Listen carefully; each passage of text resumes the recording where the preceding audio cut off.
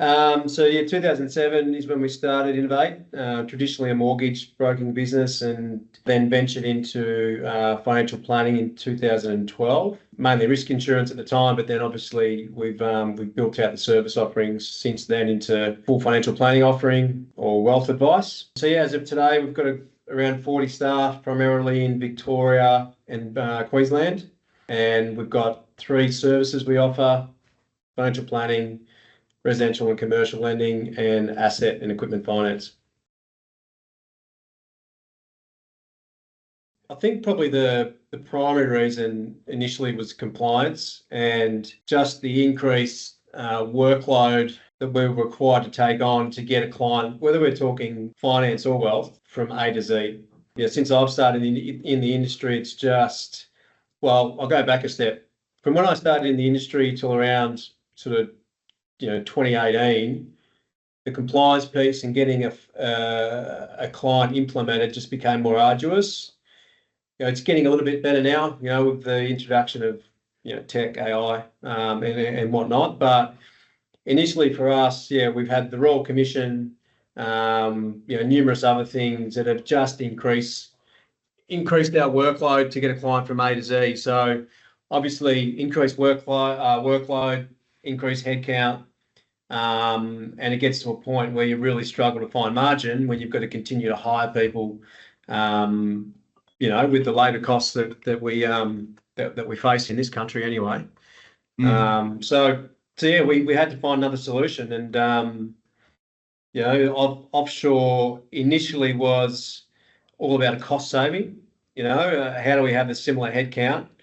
And then I guess what it really molded into after that was, okay, yes, there's a cost saving, that's great, but it became more about access to talent. As many people as you need, you probably can't even get access to them in Australia. Arduous process to bring them on. Even more arduous process to release them if you had to. If your business conditions were different at any given time. So yeah, so offshoring for us was about not just saving money, but being able to, actually have the headcount that we required, and have that headcount more variable, for lack of a better word. It was definitely the admin piece, and then I will talk about the advice piece because that's been a big win as well. But initially for us, it was admin and advice. So things like insurance. So every time someone's credit card expires, there's a new direct debit authority. Every time someone's bank account was empty, we've got to follow that client up because their insurance payment's been missed. So as we built a bigger business, the ongoing work required to maintain, because it's an ongoing relationship we have with clients, just continued to build and build and build. So, the initial reason for going to offshore was, geez, look at all this back end work we've got now just to maintain existing clients. Yep.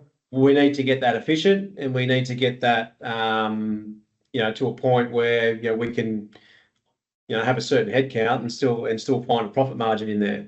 So that was initially. Then with compliance, you have things like annual reviews that have come in and that have gone to another level. So, how do we deliver that annual review to our advisor where they're not involved in the prep, they're only involved in the delivery and doing the stuff that matters, which is client facing. So it definitely started with the admin, but then that admin piece also does support the advisors in other ways.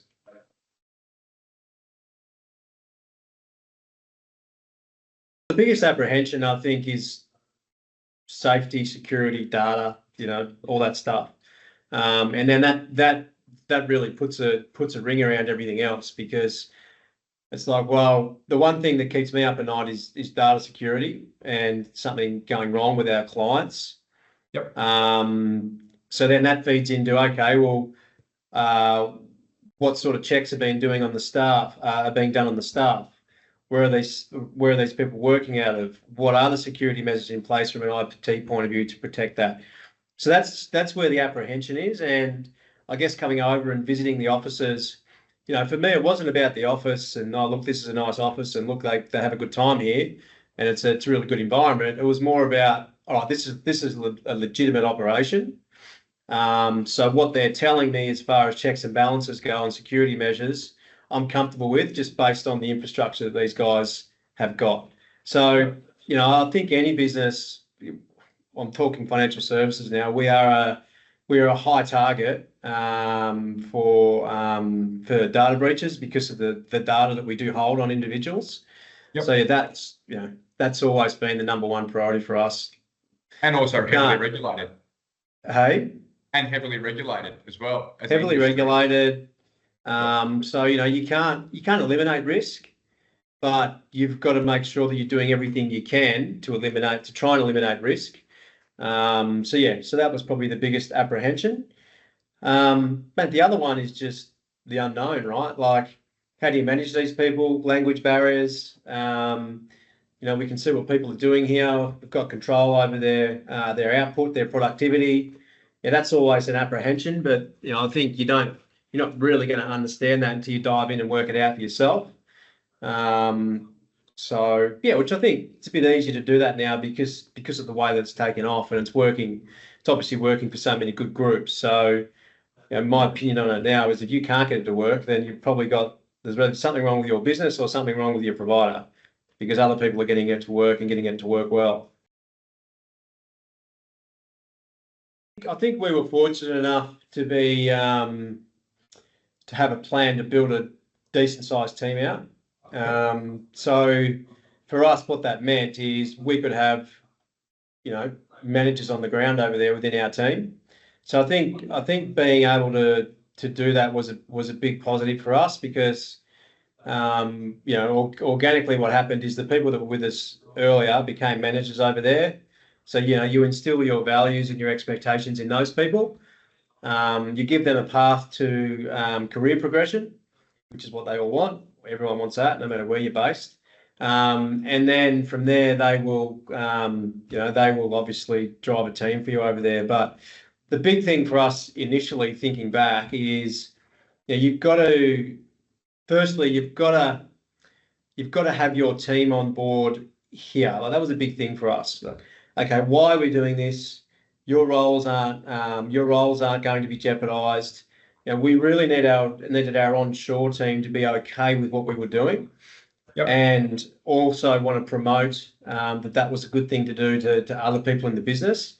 I think that went a long way to instilling our culture and values over there because straight away you had our onshore team that were willing to accept these people in as part of the team and train them and treat them like they would with any other employee, no matter where they were based. So, I think the thing that we did and we did it well is, we had a couple of people in our business here champion the project, and people with influence in our business champion the project. And I think that went a long way to making sure that they had the same values as we did, and they flew the Innovate flag. And then from there, once you get one or two people on board, and you, just like any business, you pick them out as being the people that can drive things forward. You give them responsibility over there, and from there, that's where it really took off because we had people on the ground locally who we could trust that were driving the right values through our team offshore.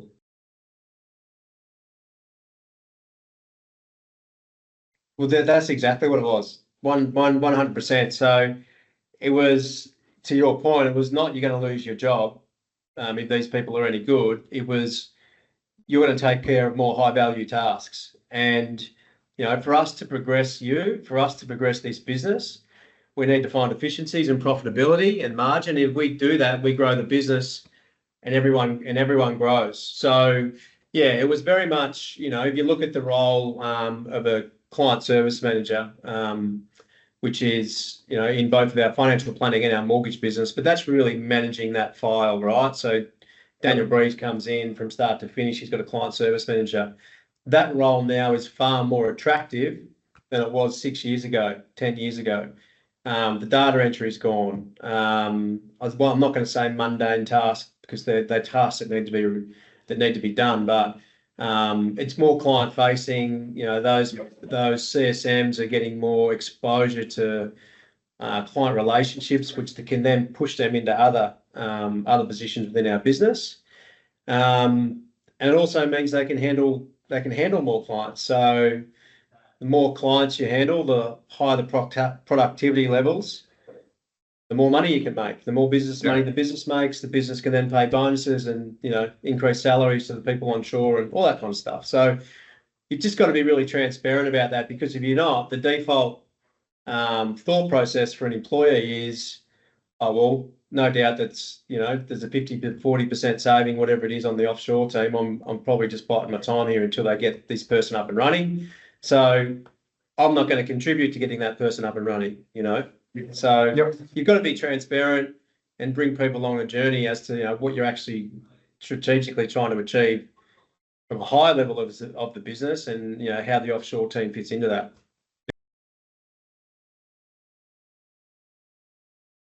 Mixture of all of that, but it's absolutely no different to the onshore team. So, there's and it might be different for each division, but there's weekly whips, for example, where or even daily whips. It's not if I look at our wealth team, our administration. And if I split the administration team up, we've actually got more people offshore than onshore. So, mate, the reality is, whoever's managing that team needs to be in constant communication with our offshore team, because the offshore team it's double the size of the onshore team. So that's weekly meetings, that's daily huddles or daily whips. There's all of our offshore team have nicknames almost. They're on the the Innovate Group email. They're on that. It's absolutely no different. And I think today the fortunate position that we're in is, we're now accustomed to people not being in the office, right? So it's no different to Jane Smith being at home, in Metro Melbourne. It's the same. They're treated exactly the same. And they've also got the same responsibilities. Like, we've got a weekly meeting or a morning huddle, you've got to be there. It's 9 o'clock, you've got to be on there. So yeah, that's worked really well. And it's just, you just ignore the location. They're not the offshore team, particularly in the wealth business. We don't see them as the offshore team. It's Aliana and Christine that do reviews, and they really drive that review process. If the advisor's dragging the chain on something, they get followed up. Where is it? It's so and these guys haven't been with us for a long time, but there's just no barriers. It's they're just one of us, and I think, yes, you can do certain things to make that uniform, such as the huddles and the whips, but you just got to give them the responsibility. So it's more the mindset. Once this team has got to the point where they can control reviews, they control reviews. So if they tell you they need something, they need something. It doesn't come back via the middle manager. You go straight back to them. So I think it's the perception more than anything, and how you're promoting those individuals and their roles, or how you promote their responsibilities versus, I know we've got to get them involved in this meeting, we've got to get them involved in that meeting. You just break the barriers down from the start. Yep. So across both businesses, and I'm not going to lie, I'm a bit detached from the current headcount, but it's probably 20 to 25 roughly across the mortgage and the wealth business. Yeah. So there you go. We've got 40 people across the group, and that's onshore. So the offshore team's probably over 50% of the onshore team, and the onshore team is very much also made up of salespeople, which is something that we need onshore. So it's a big headcount, and at the end of the day, that just demonstrates their responsibilities and the importance of them. You wipe that team out, you wipe out 30-40% of your business. So we're now at that point, to your previous comment around finding industry experience. We're now at that point where we can train people. So that's been a really big bonus for us. Having some people with a lengthy tenure, understand what we do, are very good at what they do.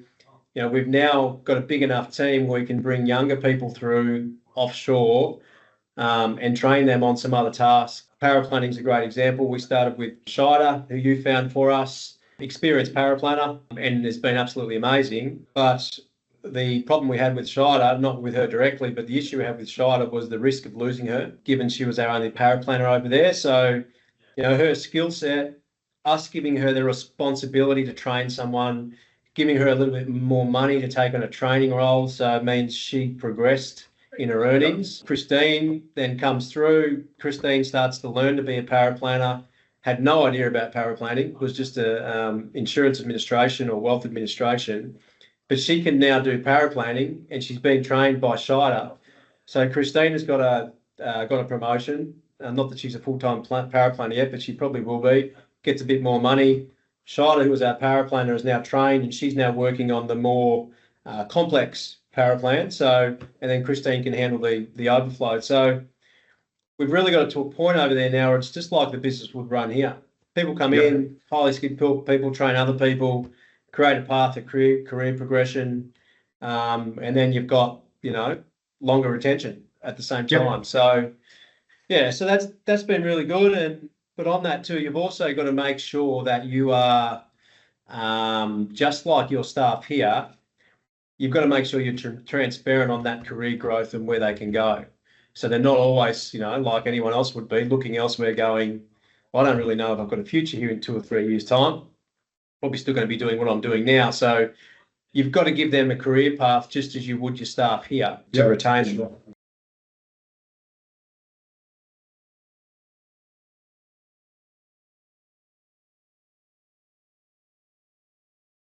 Absolutely, no doubt. If we look at the average, so we talk about our mortgage business, and actually, no, we talk about our mortgage and our wealth business. Our average revenue generated per salesperson in both businesses is industry leading. So a salesperson coming into our business knows that they can go to absolute industry top with our systems and processes that we've implemented. And those systems and processes are very much supported by the offshore team. So, a mortgage broker is a great example, might be doing $40 million a year in settlements in one business. You come into our business, you can do 70 million, no problem, with the back end. Now, there's obviously more involved in that. It's not just offshore, it's tech and whatnot, but it's very much driven by the offshore. And, they can do that and still make a decent amount of money because the support is offshore and it's a little bit cheaper. And then second to that, you've got, as I said, our client service managers. A lot of the tasks they don't like doing, they don't do, that they might be doing in other businesses. So high value tasks, looking at more client facing, client relationship kind of activities versus general administration. So it just means that we've got best in industry people in the business because they've got the support behind them. They can go to new levels, and that then becomes an attractive business for people that are external. So a couple of things, a lot of wealth businesses would have challenges on client reviews. The more clients you bring on, the more annual reviews you have to do. So eventually you tap out, right? Like you can bring on however many clients you bring on, but every time you add a client on, you're adding a new review for 12 months later. So you need to make that process really streamlined, and you need to, in my opinion, eliminate the advisor from any preparation work. So for us, our review process would 100% be best in industry, where it's all handled by our offshore team. All the updated information is gathered by the offshore team and delivered to the advisor in a pack, where the advisor just grabs that pack, goes, sits in front of the client and takes them through everything. The advisor then, post that review process, will hand a few things back to the offshore team, and they will then get implementation done. The other big one with the paraplanning is it's just our timeframes on turning statement of advices around. There's a couple of different models that you'll see in our industry. Number one is you go to an outsource business where you kind of fit into what they require from an SOA preparation point of view, and you might be waiting, 2 weeks, 3 weeks for an SOA to be delivered back to you once you've requested it, or a statement of advice. There's other businesses that have paraplanners in-house onshore. You can do that, but you're paying sort of 120K plus soup plus everything else. So you're probably looking at a resource there at about 140K. Yep. And then based on that cost, you can't have too many. And if you do have too many, you've got to increase your client fees, which then makes it harder for the advisor to pitch that service, right? So our paraplanning team now, which is too strong, but we're delivering SOAs back to an advisor within a week. So it means if the advisor sees a client on that strategy in the strategy meeting, which is the meeting pre the SOA meeting, they can confidently book in that next meeting. Very important that we don't walk away from the client meeting going, we'll be back to you soon with an SOA. No, let's book that next meeting in. We booked it in for a week, and they're very content that our SOA team is going to deliver that statement of advice back within that week. So it creates a lot of efficiencies because it means advisors can lock people in on the day. They're not going back and forth trying to find times to do the SOA meeting. It means they can get things off their desk quicker. It means when the SOA comes back, it's still fresh in their mind because they only met with the client maximum a week ago. And the ultimate result is more clients on the books per month versus, I've sat with other advisors who are a month to 2 months to get an SOA turned around. Now, that does two things. Number one, the advisor forgets everything and has to realign themselves with what they spoke about. And number two, you're at risk of the client losing interest. Yeah.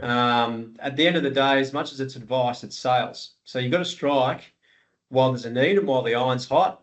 As soon as people get distracted or something else comes up, and they'll put in the too hard basket. So it's having quick turnaround times in those SOAs is absolutely paramount to advisors hitting their targets and our business hitting targets as well. Yep. And also delivering a really good client outcome. Like, for sure.